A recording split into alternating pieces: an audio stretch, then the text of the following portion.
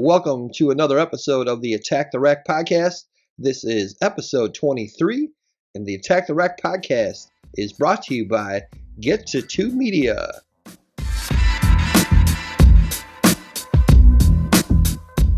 Welcome to the Attack the Rack podcast. I am your host, Curt Van Hecken, and you are tuning in to the number one rated podcast on the planet by the people that rated it number one. The Attack the Rack podcast is brought to you by Get to 2 Media. All right, before we get into today's episode, I do need to plug the Attack the Rack YouTube channel first. Hey guys, I am so appreciative of all of you listeners. I get so many, texts and things after each episode. I really appreciate the support. I do need a few more subscribers. I would love it if you haven't already subscribed. If you could subscribe to the channel. And it's free. It doesn't mean that you're going to be bombarded by anything at all. If you do want a notification every time I post something on the channel, then just hit the notification bell. But if that is something that annoys you, then don't do that. But subscribing is easy. There's no, spam or anything that comes along with it, and it's free. So if you have not already subscribed, please take a second to do so. One hot topic right now is and this has been a hot topic for years, and Ryan Klingler and I briefly discussed it in the last episode, which thanks again to Coach Klingler for joining the program again. That was a lot of fun. That was a great episode. Got tons of positive feedback on that one, and hopefully Ryan will continue to be a recurring guest on the program. One thing that was brought to my attention by a longtime loyal listener, Mr. Joe Davilar. I had mentioned in the program with Ryan that he was the second recurring guest, and that Peter Hunsberger was the first recurring guest. Well, that is inaccurate. The very first recurring guest we had was Dan Van Hecken. Hoping to get him back again soon. And then certainly Peter Hunsberger. He's got the record with 3 appearances. 3 great appearances. Love having Peter Hunsberger on the program talking football. Hoping to get him back soon also to talk some college basketball. He's a big college basketball guy as well. And then certainly, Ryan has now been on 2 episodes, 3rd recurring guest, working on a few previous guests to get them back as well. I'm working on, here in the state of Michigan, high school basketball regular season is coming to an end. State tournament is starting soon. Trying to get some of the coaches in the area on the program to kind of talk a little bit about their season, and then looking ahead to their to the state tournament. Also, folks, you guys know the name Richie Jordan. I'm sure if you are a basketball fan here in West Michigan, probably the greatest player to ever come out of the area. Also, I believe the only athlete in the state of Michigan in the National High School Hall of Fame. You played back in the late 60s, mid 60s. And we have coming to the program a former high school basketball player in Southwest Michigan that played against Richie Jordan in Richie Jordan's very last game. He is going to talk to us about that game and also just share a lot about what an incredible, not just basketball player, but 3-sport star Richie Jordan was. Richie Jordan went to Michigan State University and played football, basketball, and baseball at Division I Michigan State. So very much looking forward to having that guest on the program here in the next few weeks as we get into March Madness, both for high school basketball and certainly college basketball. So like I was saying, Ryan and I last episode briefly touched on some of the LeBron James, Michael Jordan stuff. I think he made some really good points talking about how, we grew up watching Michael Jordan, so, we're going to probably lean that direction, whereas, kids who grew up now probably lean more towards the LeBron James direction, which is fine. Obviously, he's a phenomenal player. Certainly an argument can be made that he is the greatest of all time. I just don't agree with that. I don't see in him that killer instinct that I see in other players in the discussion, like Michael Jordan, especially Michael Jordan, but even Kobe Bryant. And please don't take this the wrong way. I'm not saying Larry Bird is on that level, but he's another guy that has this killer instinct that I don't see in LeBron James.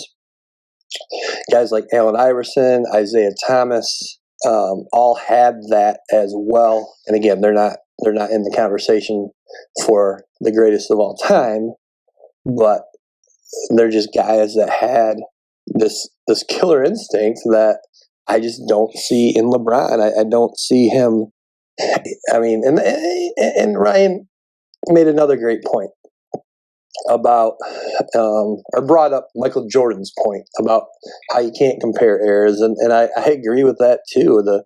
The game of basketball has totally changed decade by decade, and there's other guys that played before I was alive that maybe are in the argument too. Guys like Bill Russell, Wilt Chamberlain, Kareem Abdul-Jabbar. I saw him towards the end of his career play, but I never saw those guys play, and so for me to have a fair assessment on who the GOAT is without watching every single player that's ever played the game is not fair, and I think that goes for everybody. If you are someone who is younger and you've never seen Michael Jordan play, and I'm not talking about just getting on YouTube and watching the highlights. Watch a game, right? Watch a game. Don't just watch Michael Jordan's top 10 plays.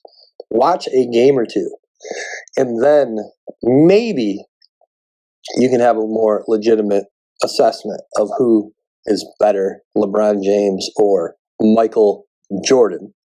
Full disclosure, I really am not a LeBron James fan for non-basketball reasons. One thing I love is that, he's never been in trouble with the law.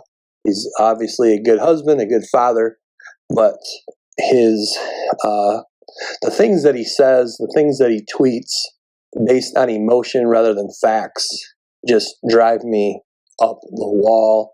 And so I do have a distaste in my mouth for some of the stances that he makes, again, that are not based on anything factual. I think he causes a lot of division amongst our country. And for that reason, full disclosure, I'm probably biased when I take him down a notch or two in the GOAT discussion, and that's probably not fair, because when we are talking about the GOAT discussion, we are talking about basketball and basketball only, but I am willing to admit where I have deficiencies in the argument, and that would be just probably not liking the guy based on things that he says, things that he tweets, again, that are not based on anything factual, but certainly respect his right to say anything he wants, whenever he wants, but also we all have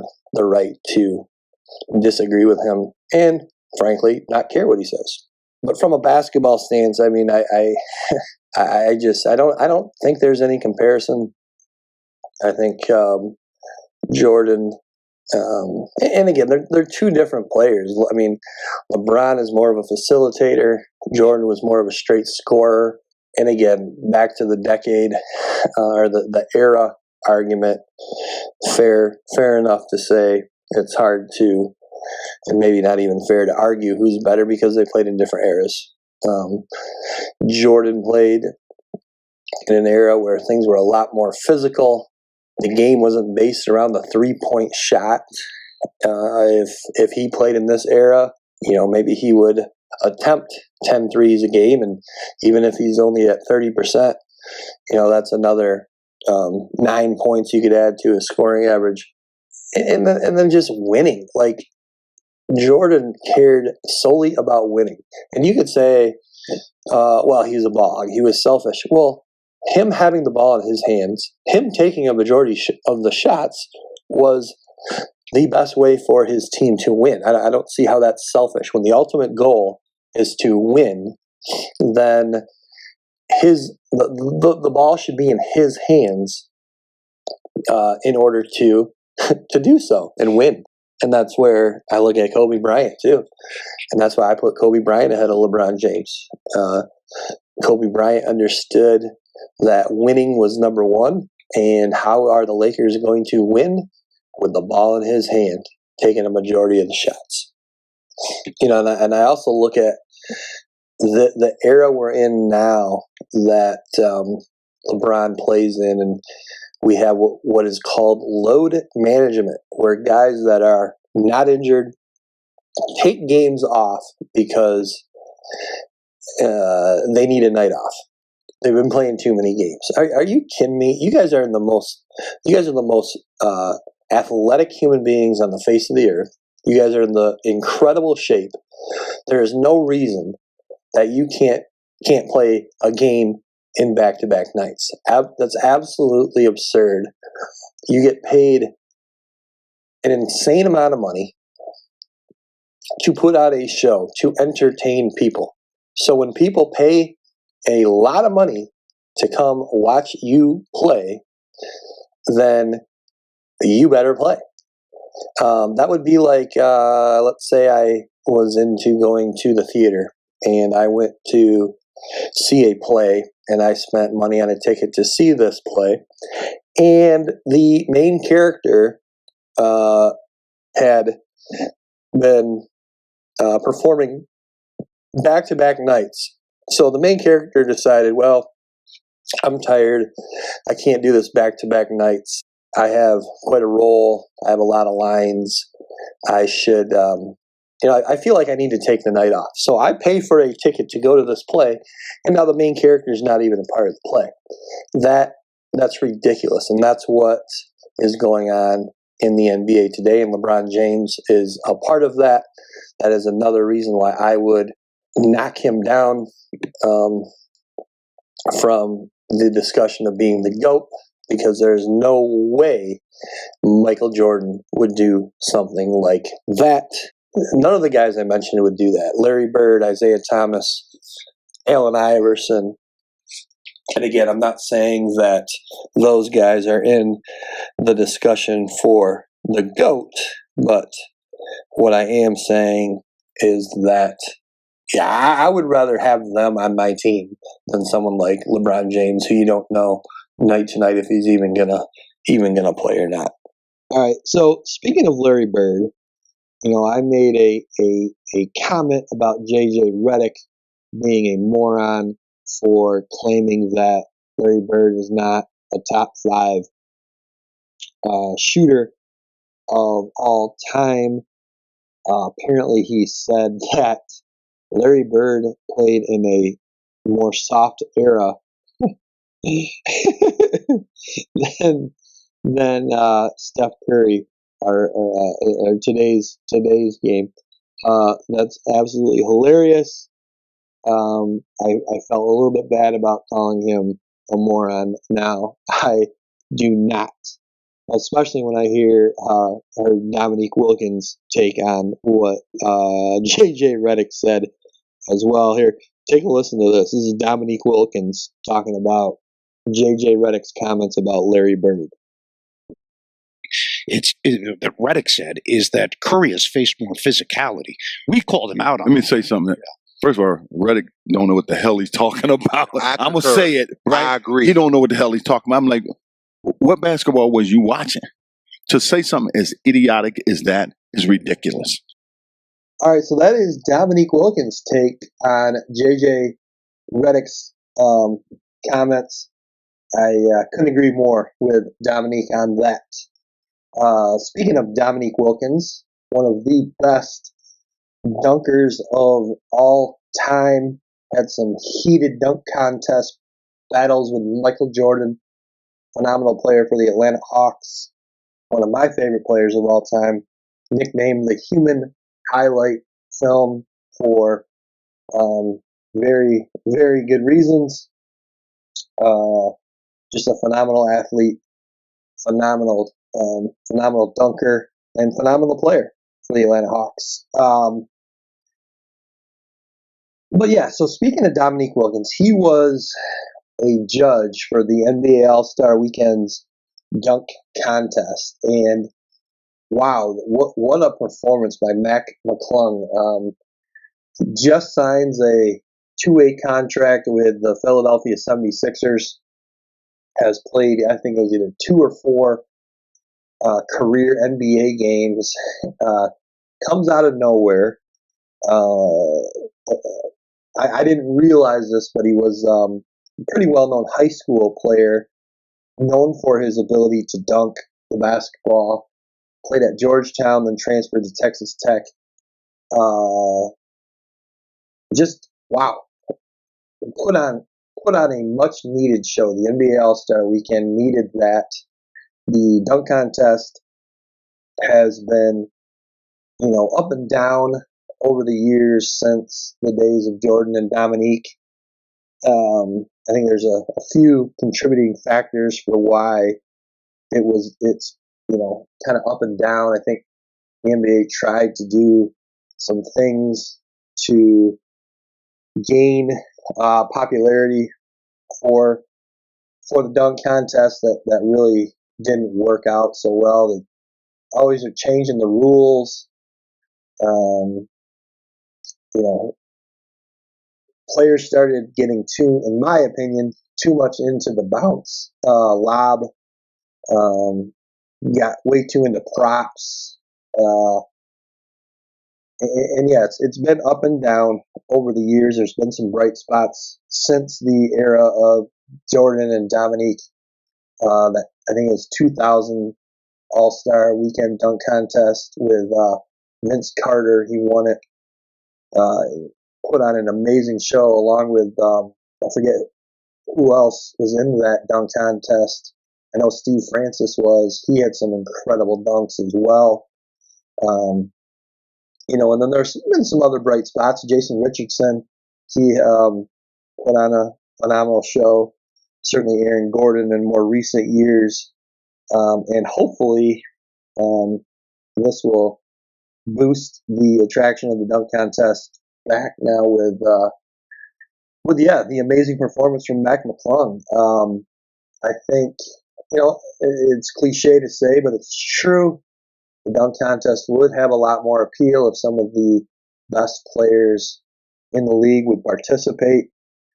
Arguably LeBron James is the best player right now, probably the best player since, Michael Jordan, him or Kobe Bryant, probably the best 2 players we've seen since Michael Jordan. And LeBron James has never participated. The most popular player in the world, and doesn't want to participate in the dunk contest. But yeah, having players like him in it would certainly increase the interest amongst NBA fans. And more with NBA All-Star Weekend here, the ratings are in. The NBA All-Star game itself had 4.5 million viewers. That is an all-time low. I think there's and it just continues every year to get lower and lower and lower. I think there's a few reasons for that. The NBA popularity definitely took a huge dip. Ratings definitely went down ever since the bubble. The NBA chose to get into politics and favor one viewpoint, and in doing so, and they're a business. They have every right to do that, but not the best business probably decision in my opinion when half of your fans think one way and half think the other, and by going with one direction, you're kind of alienating, potentially 50% of your typical viewers. Probably not the best decision business wise, at least. I think that I don't know if that stuff still has an effect on these incredibly low ratings that we're seeing from the NBA now here in 2023.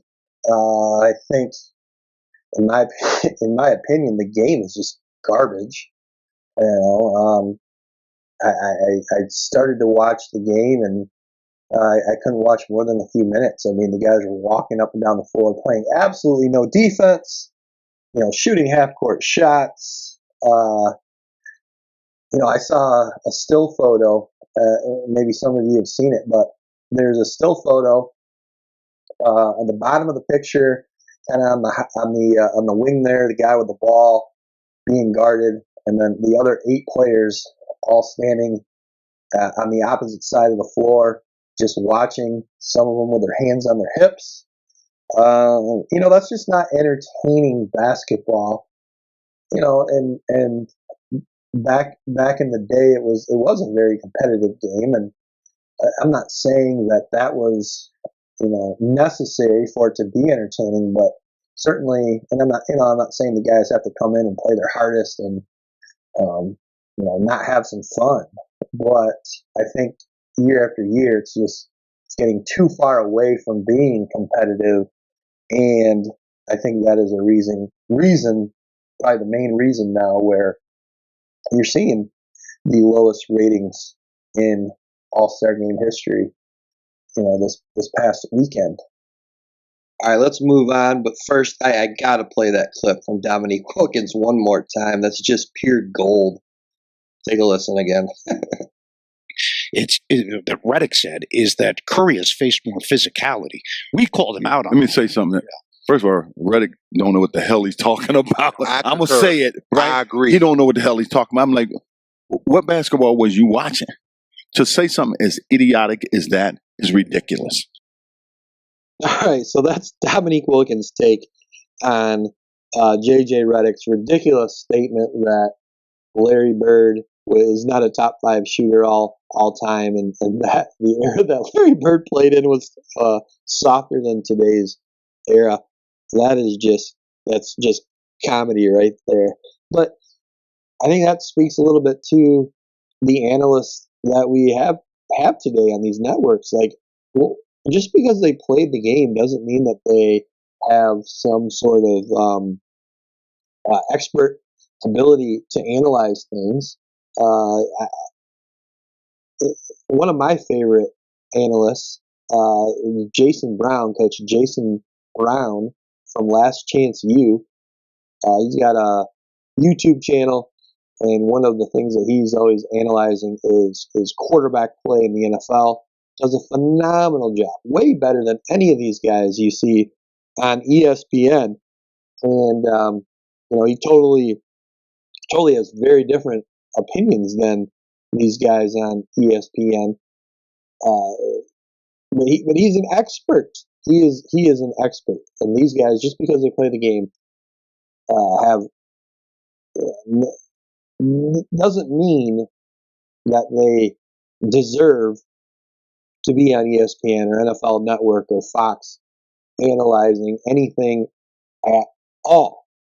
And this whole, no one deserves anything, right? You got to earn what you get. And just because you've played the game doesn't mean you deserve to be an analyst. Doesn't mean you deserve to be a coach.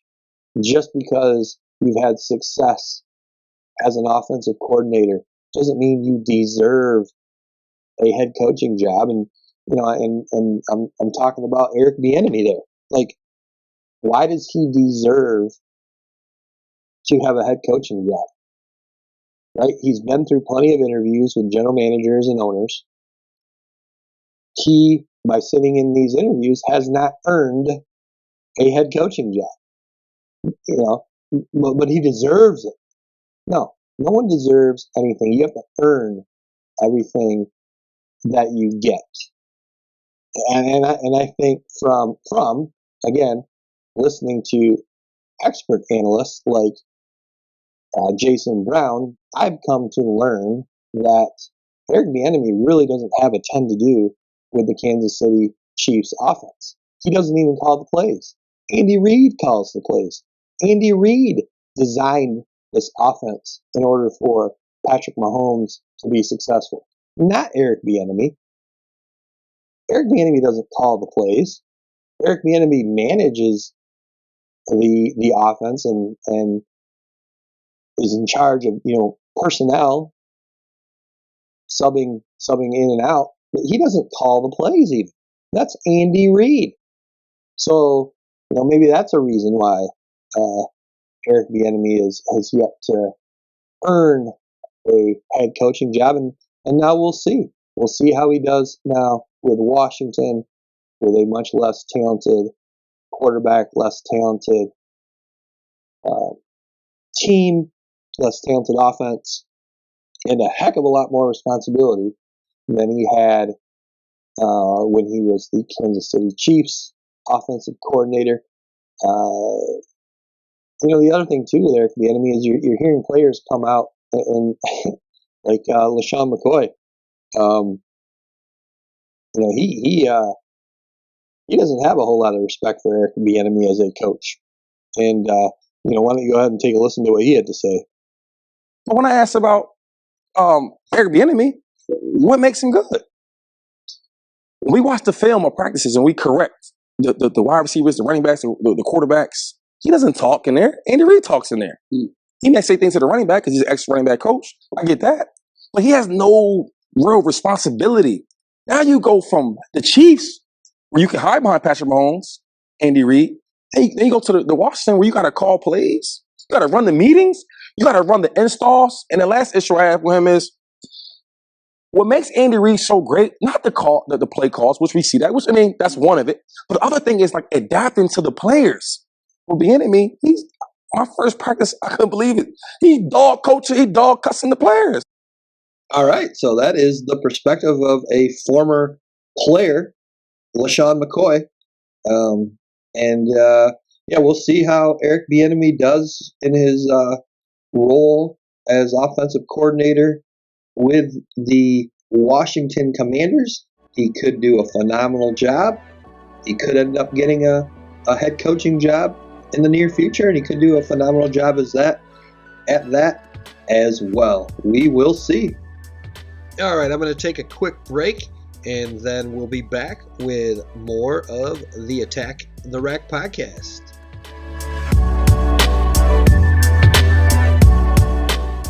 And welcome back to the Attack the Rack podcast. All right, guys, it is now time for me to tell you a story. This is Stories by Curt on the Attack the Rack podcast, brought to you by Realtor Ryan. The story is brought to you by Realtor Ryan. Realtor Ryan has helped me educate myself in the world of real estate. He can do the same for you, whether you are looking to buy a home, sell a home, or just educate yourself more in the world of real estate. Ring Realtor Ryan. All right, so this story goes back to December 13, 1983. Okay, this is the 1983-1984 basketball season, and this is the story of the highest scoring game in NBA history. Hey guys, I got to pause the story for a second here. I had to do a quick edit. This is really, really crazy. So, this comes out on Monday, February 27th, and I recorded this back, a couple days ago on Friday the 24th. And again, this story is about the highest scoring game in NBA history. It just so happened that that night, the second highest scoring game occurred in NBA history. It was a double overtime game between the Sacramento Kings and the LA Clippers. Sacramento won 176 to 175. De'Aaron Fox led the Kings with 42 points, and Malik Monk, Malik Monk led the Kings with 45 points off the bench. So De'Aaron Fox had 42 points. Malik Monk had 45 points. For the Clippers, Kawhi Leonard had 44. Paul George had 34. Just an incredibly high scoring game, which again, just absolutely crazy that a few hours after I was telling my story about the highest scoring game in NBA history, the second highest scoring game in NBA history was played. All right, so here we go. Back to the story. There's, I think it is a definite reflection on how the game of basketball has changed. This game was played in Denver. Both teams were around 500. This is before the bad boy era for the Detroit Pistons. They were starting to kind of creep on a come up. Isaiah Thomas was a young player on that team. Bill Laimbeer was a young player on that team. Kelly Tripucka was a young player on that team. Not one of the bad boys. Not on the team when they did win the championship a few years later. Vinnie Johnson was a young player on that team. The Denver Nuggets, on the other hand, featured some pretty good players as well. Kiki Vanderweg, Alex English, one of the best scorers of all time, Dan Issel. So definitely some really good young NBA talent featured in this game. The final score of the game was 186 to 184. Now the game, to be fair, did go into 3 overtimes, but look at some of these quarter scores. Okay, after the first quarter, the Pistons had 38 points. All right, they scored 38 points in the first quarter. They were up 4. In the second quarter, the Nuggets scored 40 points, and then they scored 39 more in the third quarter. Both teams scored over 30 points in all 4 quarters. And then went on to like I said, three different overtimes. In this game, Isaiah Thomas led all scorers with 47. Oh, I'm sorry, that is incorrect. Kiki Vanderweg led all scorers with 51 points, followed by teammate Alex English, who had 47 points, and then Isaiah Thomas led the Pistons with 47 points himself. John Long for the Pistons had 41. Kelly Tripucka chipped in with 35. And as I mentioned, the young Bill Laimbeer had 17 points. Young Vinnie Johnson, he had 12 points off the bench. Dan Issel also scored 28 points for the Denver Nuggets. So we're looking at 1, 2, 3, 4, 5, 6 players in that contest scored over 20 points.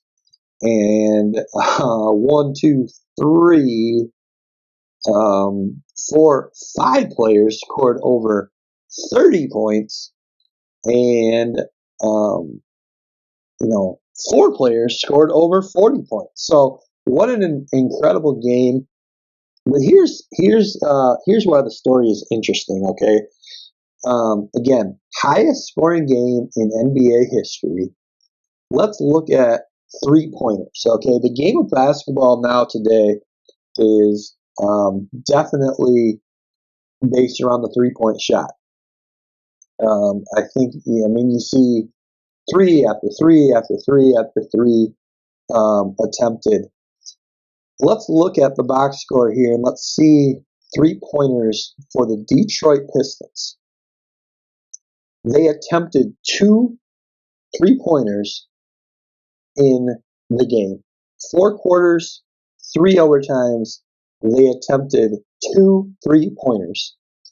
Isaiah Thomas hit 1. So, and actually he attempted both. So Isaiah Thomas was 1 for 2 from 3, and that was it. That was it for the Pistons. Okay, 2 3-point attempts. All right, if you look at the Denver Nuggets, Dan Issel was 0 for 1, and Richard Anderson hit 1 off the bench, 1 for 1.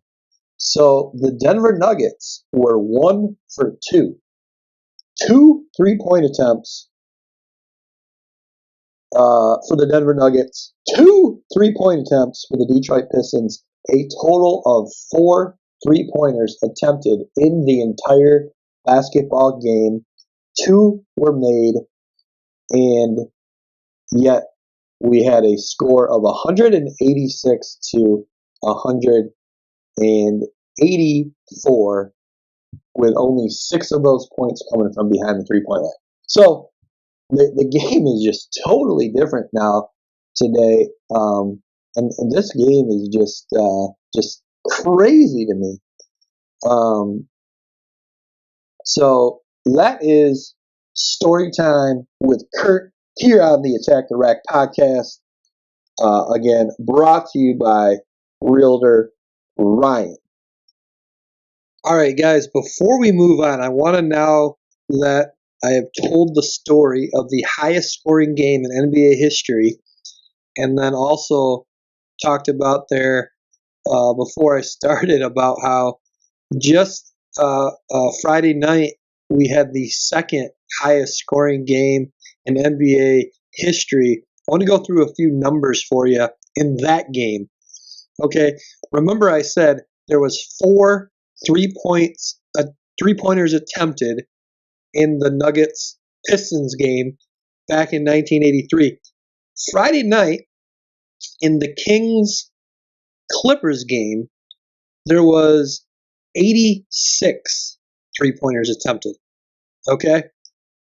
Nuggets Pistons game, 4 3-pointers attempted.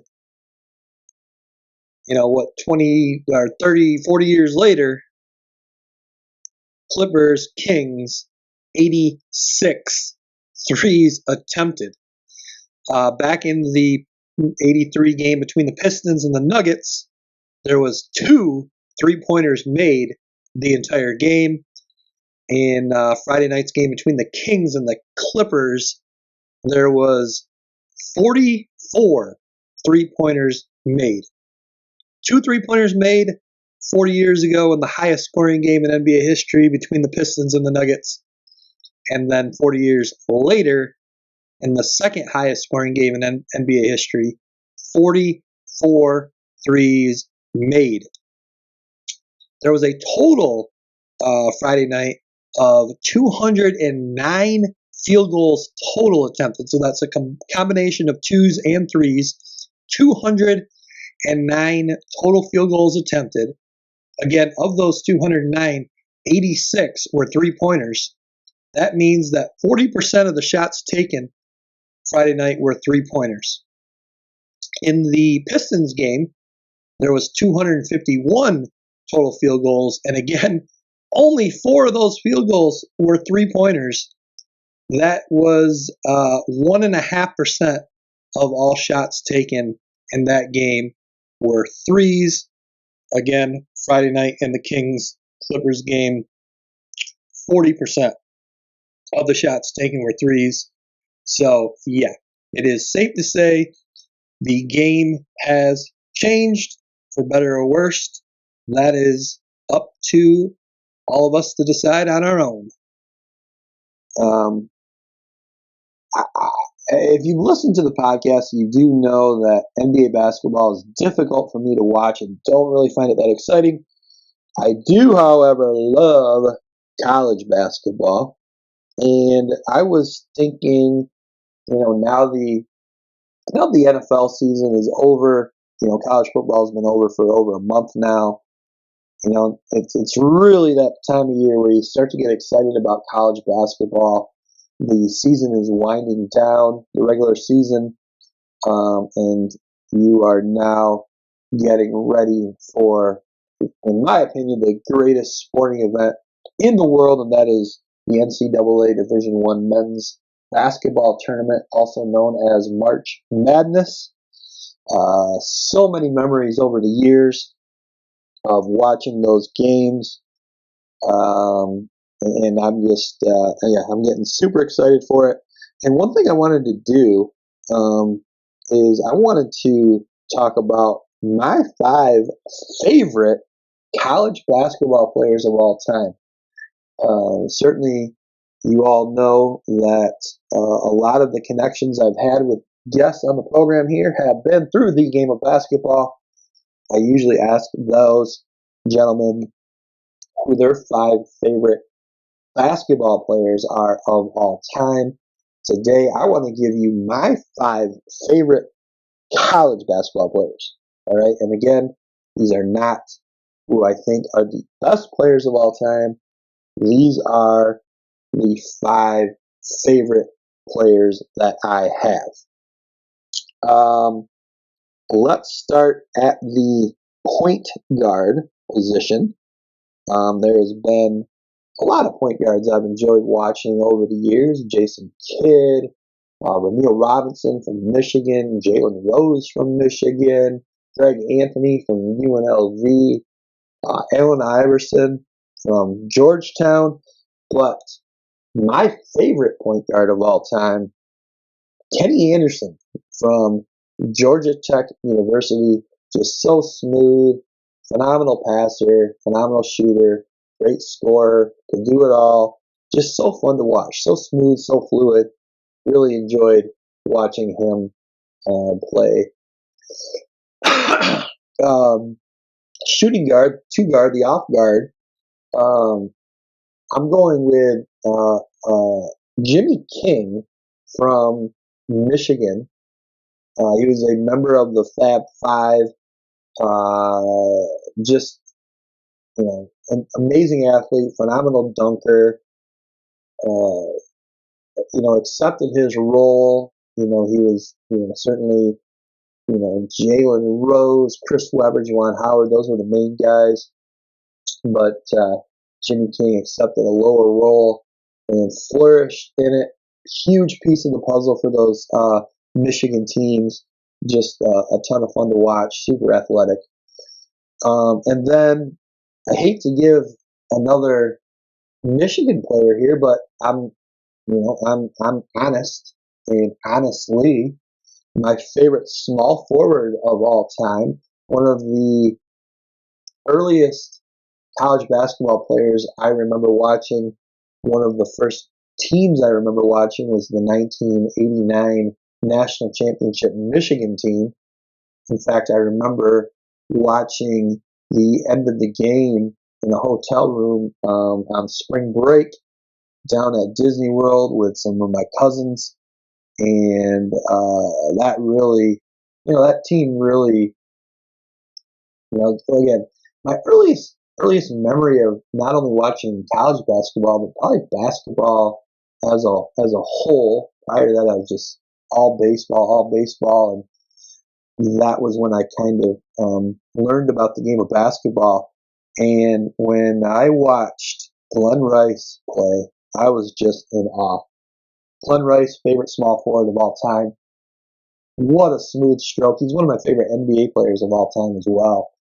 I just loved how smooth his shot was. Power forward, this one was easy for me. Certainly I'm a Michigan basketball fan, so I'm always rooting for Michigan. Obviously, the 1989 national championship team, the 91-92 team, the 92-93 team, which featured all 5 members of the Fab Five. Those are my, some of my favorite teams. But I also loved back, in that early 90s, late 80s, the UNLV Running Rebels. That team was awesome. They were so fun to watch. I think they really, a lot of people like to say the Fab Five kind of changed how basketball was played a little bit. I think, truthfully, the Fab Five was very much influenced by the play of that UNLV team. Up and down transition, throwing alley-oops, lots of dunks. And that team featured my favorite power forward of all time in college basketball, and that was Larry Johnson, who then obviously went on to a solid NBA career, had a lot of back injuries, but also then played for one of my favorite NBA teams, the Charlotte Hornets, with Muggsy Bogues and Ken McGill and Alonzo Mourning. I love that team. The center position, that to me also was pretty easy, and that was Shaquille O'Neal. I remember watching him play for LSU and just being, blown away by this incredible, huge human being, yet had the athleticism of I don't want to necessarily say a guard, but my goodness, he could handle the ball. He was so smooth in the post and just dunked with a ferociousness that we have never seen prior or since. So that, my friends, is my 5 favorite college basketball players by position. The starting 5. If I was to pick a starting 5 of my favorite college basketball players, that would be it. Kenny Anderson, Jimmy King, Glenn Rice, Larry Johnson, and Shaquille O'Neal. I would love to see you all in the comments put together your favorite starting 5 of college basketball as we gear up here for March Madness. All right, folks, that is all I've got for you today. As always, I could not be more thankful for you guys tuning in and just really week after week supporting the program. Lots of great stuff to come. Thank you all, and enjoy your Monday, enjoy your week, and we will see you on the next one.